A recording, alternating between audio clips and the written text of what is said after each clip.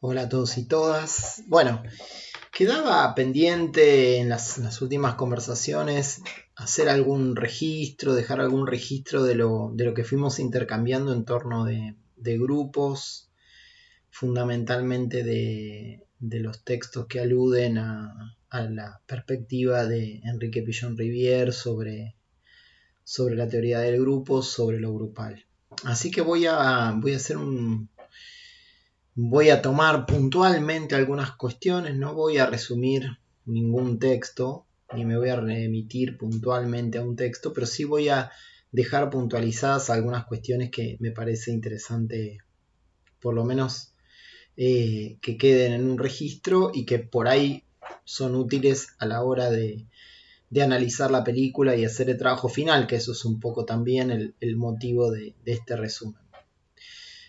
Una primer cuestión importante para entender la conceptualización de Enrique Pillon Rivière y en ese punto en qué nos puede servir, en qué lo podemos usar y en qué punto se aleja un poco de nuestra perspectiva, es que la perspectiva grupal de Enrique Pillon Rivière es una perspectiva terapéutica, es decir, él concibe al grupo como un dispositivo terapéutico para trabajar con el padecimiento psíquico, con enfermedades mentales, a veces con enfermedades mentales graves. Es decir, el grupo de tareas, tal como lo señala Pillon Rivière, en un primer momento, después eso se socializa y por supuesto la escuela de psicología social de Enrique Pillon Rivière después abre otras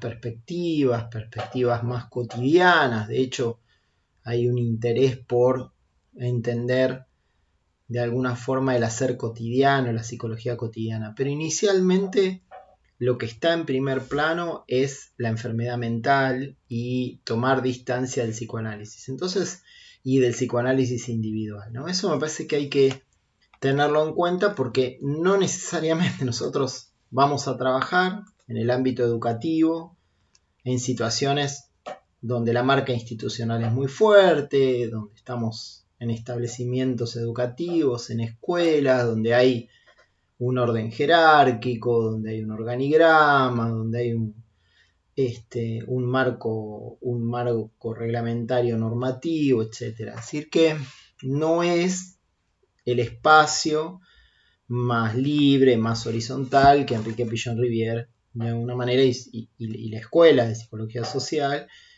de alguna forma alientan. Entonces me parece que esa es una primera cuestión. La segunda es que la perspectiva, si lo piensan y si recuerdan el abordaje de Bion de lo grupal, tiene muchas similitudes con el abordaje de Bion. Por un lado, para Pillon Rivière también hay dos planos en el hacer grupal. Recuerden esa imagen del cono invertido que está en el texto de Alicia Feinblum, ese esquema que usa Pillon Rivière y que pone en el vértice del cono, que está hacia abajo, digamos, es un cono que no está apoyado, sino que está como en equilibrio, está apoyado en su vértice, digamos, solamente, un equilibrio inestable o imposible. En ese vértice van a haber elementos implícitos, lo que Bion denomina supuestos básicos, y en la base de ese cono lo que Bion llama grupos de trabajo, es decir, la dimensión explícita, la tarea, aquellos procesos que de alguna forma los sujetos eh, tienen a mano, que son explícitos, sobre los que operan, digamos, ¿no? Entonces hay una fuerte similitud entre, de alguna forma, la teoría de Pillon Rivière y la teoría de Bion. ¿Y qué plantea Pillon Rivière que para nosotros puede ser interesante? Bueno, que la dinámica de un grupo, el modo en que un grupo opera y de alguna manera se organiza o se dispone respecto de una tarea, no solo tiene que ver con aspectos técnicos, que Pillon Rivière los señala también, ¿no? Si vieron el esquema, la comunicación, la cooperación, la pertenencia, la pertinencia, la telé, que son los afectos explícitos que se intercambian y que se manifiestan en el hacer grupal, son elementos explícitos. Pero además de esos elementos que se disponen a la tarea, de esos aspectos de lo grupal que se disponen a la tarea, como los roles también, lo que van a aparecer son una serie de aspectos implícitos. Es decir, que van a estar asociados para Enrique Pichon-Rivière a lo que serían miedos y angustias básicos, lo que tiene que ver con unas ansiedades básicas de orden depresivo paranoide, que tiene que ver con el miedo a perder, el miedo a ser dañado, el miedo a perder lo que se tiene, digamos, ¿no? Es decir, es como, no podría decir, el grupo, y en ese sentido también lo plantea Carl Lewin, el grupo se pone como conservador, es decir, si tengo esto e intento hacer otra cosa, puedo perder esto que tengo. Eso sería una línea depresiva, digamos. Y otra sería una línea más de orden paranoico. Es decir, bueno, me estoy sintiendo amenazado por la situación que se está presentando o por la modificación de la situación que tengo que afrontar.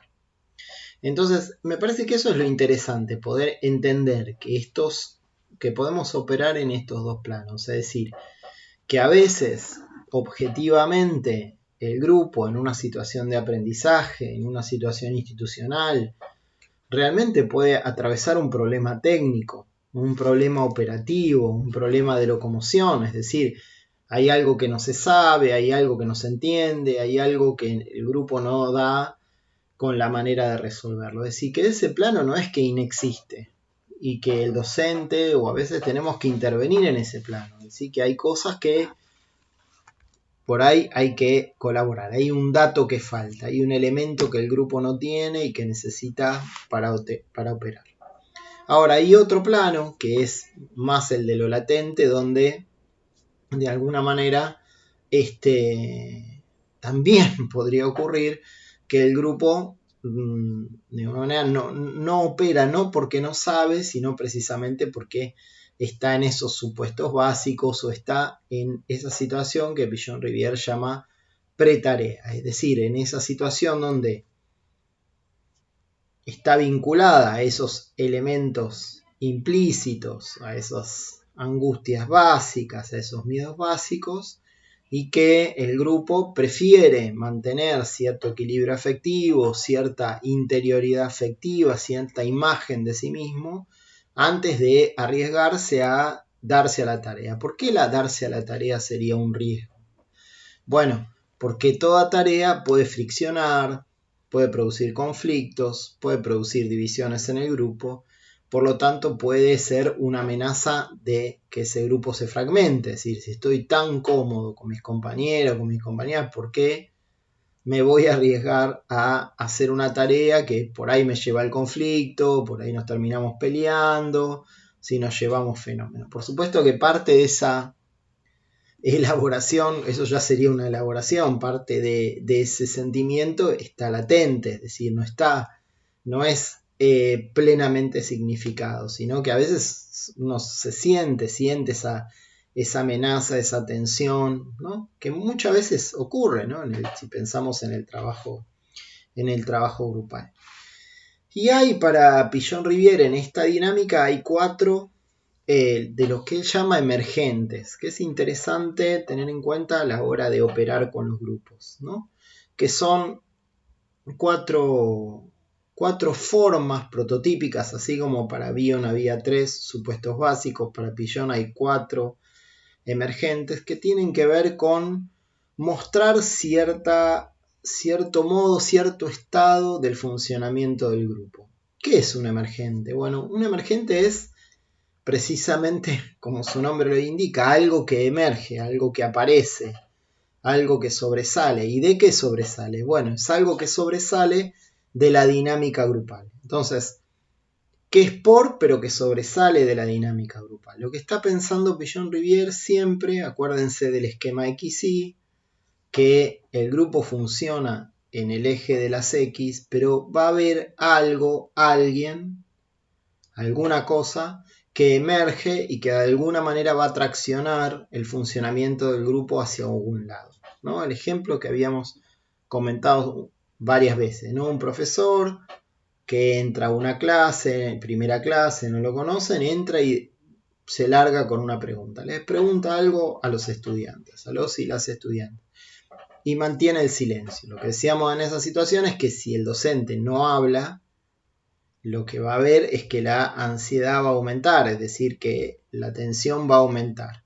¿Hasta qué? Hasta que alguien se anima y habla. Ese que habla, que se anima, en realidad es porque no se aguanta ya la ansiedad del silencio y prefiere arriesgarse a hablar porque ya el silencio le resulta inaguantable. Bueno, ese emerge, habla porque no se aguanta más el funcionamiento del grupo, es decir, ese silencio y esa ansiedad que se va produciendo. Ahora, hay otros integrantes del grupo que no tienen ningún problema con esa ansiedad y podrían seguir así un par de horas. Entonces, el emergente que muestra siempre es una relación entre cierta forma de funcionamiento del grupo en ese momento y alguna característica de un sujeto individual.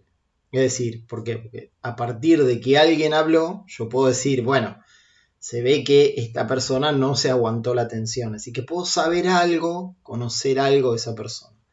Bueno, para Pillon-Rivière los emergentes son 4, que tienen que ver con el portavoz, el chivo emisario, el saboteador y el líder, ¿no? La figura tal vez más importante de esas 4 emergentes tiene que ver con el portavoz. El ejemplo sería un poco el del portavoz. Es decir, el portavoz es alguien que en una situación determinada, en una dinámica determinada del grupo, habla. Le dice al grupo que está en pretarea. Le dice al grupo que hay una situación que para él torna inaguantable y que tiene que ver con que el grupo no se da a la tarea, ¿no? Decíamos también un poco en chiste, alguien que dice, bueno, dejemos de comer factura, dejemos de tomar mate y pasemos a hacer el trabajo que tenemos que hacer porque no lo vamos a aprobar. Entonces, el emergente es eso, es alguien que surge de la situación, que se hace ver en la situación, que trata de agenciarse en la situación, de ganar fuerza, por decirlo así, en la situación, y trata de sacar al grupo de la tarea. En el caso del portavoz, el portavoz va a decir como pueda, de la manera que pueda, que el grupo está en pretarea. Es decir, ¿por qué de la manera que pueda? Bueno, a veces lo dirá con claridad y a veces para Pillon-Rivière será un grito, un chiste, un portazo, o digamos, por eso el portavoz, más que entender que es un periodista, digamos, es más una esfinge, es decir, es alguien que va a decir cifradamente que el grupo está en pretarea. Bien, y frente al portavoz, frente a esa situación, bueno, ¿el grupo cómo puede reaccionar? Y bueno, en principio de 2 maneras. Una es entendiendo que el portavoz, interpretando al portavoz en un sentido de decir, sí, no, la verdad que estamos en pretarea, no así, ¿no? Pero sí, la verdad que tenemos que hacer tal cosa, estamos acá para eso, nos tenemos que orientar a esa tarea, bueno, entonces a partir de ahí el grupo puede producir un líder, es decir, que puede buscar la manera de o darse a, de alguna forma, encontrar un líder que oriente, que ayude en la organización de la tarea. Puede ocurrir también que el grupo resista, quiera seguir en pretarea, y entonces le diga al portavoz, bueno, vos, en realidad todo esto es por tu culpa, y entonces lo transforma en un chivo emisario. Entonces, en ese, uno podría decir, el grupo vuelve a recaer, o sigue recayendo, en la pretarea. Y el saboteador es, digamos, alguien que sutilmente siempre encuentra una excusa para mantener al grupo en pretarea. Bueno, después de la factura viene el almuerzo, después del almuerzo viene la merienda y después viene la cena. Es decir, siempre hay algo importante para hacer que no es la tarea. Un par de aclaraciones. Siempre son funciones, nunca son personas. No hay una persona que sea saboteador, otra persona que sea chivo emisario, etc. Lo que ocurre es que para determinada situación una persona va a encarnar esa función, pero las personas no son una función, no es que se habla de personas, se habla de funciones y siempre de una relación entre lo grupal y lo individual o lo subjetivo. Bien, entonces, ¿cuál sería la tarea del coordinador? Bueno, la tarea del coordinador es, en principio, la fundamental para estos autores es sacar al grupo de la pretarea. Esto es, de alguna manera, no ponerse él en pretarea, sino poder interpretar que al grupo le está ocurriendo algo, no ya a nivel técnico o de organización o manifiesto, sino que pudiera estar pasando algo que tiene que ver con la pretarea. La pretarea puede también tener que ver con un tema particular, con alguna situación que vivió ese grupo, con alguna situación que vivió algún integrante del grupo, etc. Así que habrá que encontrar también las razones de la pretarea. La pretarea no es que las personas sean vagas o que sean malas, sino que de alguna manera el grupo prioriza su articulación afectiva a darse precisamente a la tarea.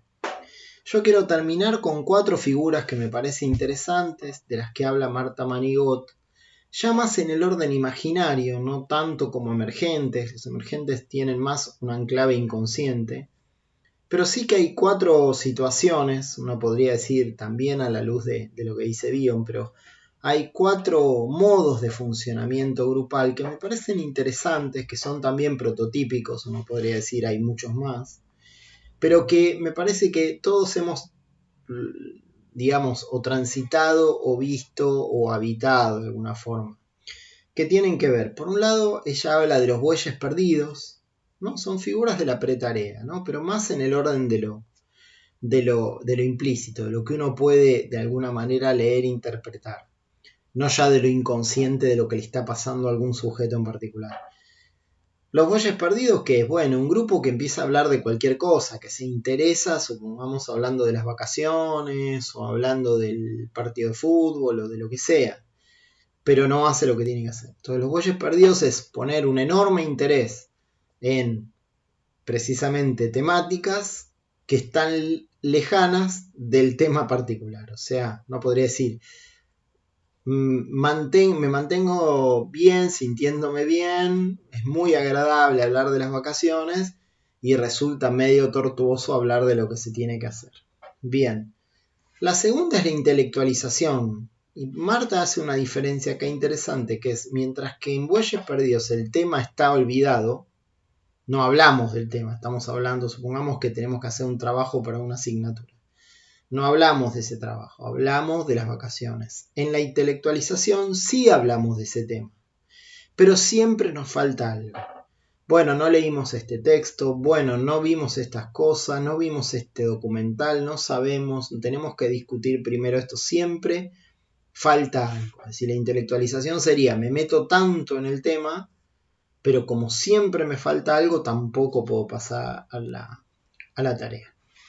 La tercera forma es la que llama el ombliguismo, que es de alguna manera no hablar del tema, pero sí hablar de los afectos. Es decir, bueno, sí, esto nos pone mal, nos pone bien, estamos así, estamos asá, la verdad que esto nos pone muy nervioso, la verdad que estamos todos de mal humor, tal está de mal humor. Es decir, se empieza a hablar ya no del tema, sino de alguna manera el estado de ánimo del grupo. Así que entender la comprensión del estado de ánimo del grupo pareciera que consume gran parte de la energía y mantiene al grupo en pretarea. Y la última es la actuación, que es quizás la forma más inconsciente, digamos, que tiene estos formatos imaginarios de la pretarea, que en la actuación lo que hay es, de alguna manera, que el grupo pone en acto aquello que de alguna manera no puede hacer. Es decir, que está actuando la imposibilidad, pero es el más difícil de interpretar y me parece que es el que más se nos escapa a nosotros. Yo creo que el caso de los otros tres, en las otras 3 formas o relatos, me parece que son bastante habituales. Tal vez uno se puede identificar con esas formas o haberlas transitado en algún momento. Bueno, La única recomendación y la recomendación final que Marta Manigot hace y nos hace es que lo peor que puede hacer un coordinador es ponerse él en pretarea o ella en pretarea. Es decir, que no interpretar, no intentar comprender, implicarse, enojarse frente a algún tipo de emergente, no entender que un emergente no tiene como destinatario al docente, que un emergente en realidad tiene como destinatario al grupo. Por más que de manera explícita vaya sobre el docente, bueno, sería una forma de la pretarea, es decir, una manera de no pensar la situación en la que se está. Bueno, espero que algo de esto sea de utilidad y bueno, de todas formas era un compromiso que no podía dejar de cumplir. Bueno, saludos a todos y todas.